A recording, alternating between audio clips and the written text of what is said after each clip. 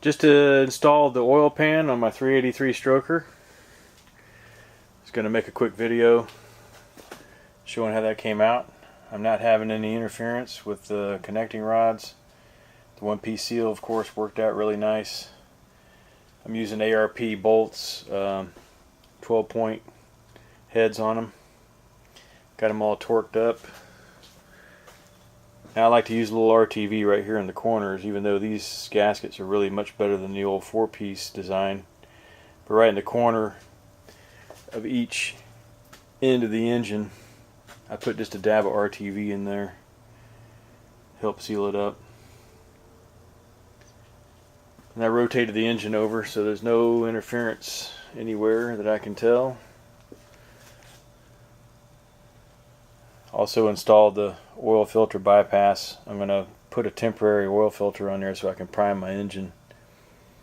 And my truck, like I said before, is a 3/4 ton 4-wheel drive, and it has a different adapter, and it also has an oil cooler. So right before I install the engine, I'll be pulling that back off and putting on my oil filter bypass with the connections for the oil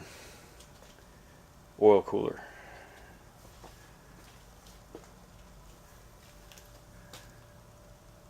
These one-piece seals really work out nice. I highly recommend them. They work really nice. Oh, one other thing I was going to mention. I installed the Moroso oil or fuel pump block-off plate. It's really a nice piece. Comes with the bolts and everything, but I did have to grind the back side of it just a little bit. I'm not sure that you can see it, but right in this area here, I ground back about 45 degrees on the aluminum plate there to clear the machining in the block. It was holding it off a bit, so when you got done you really can't even see it.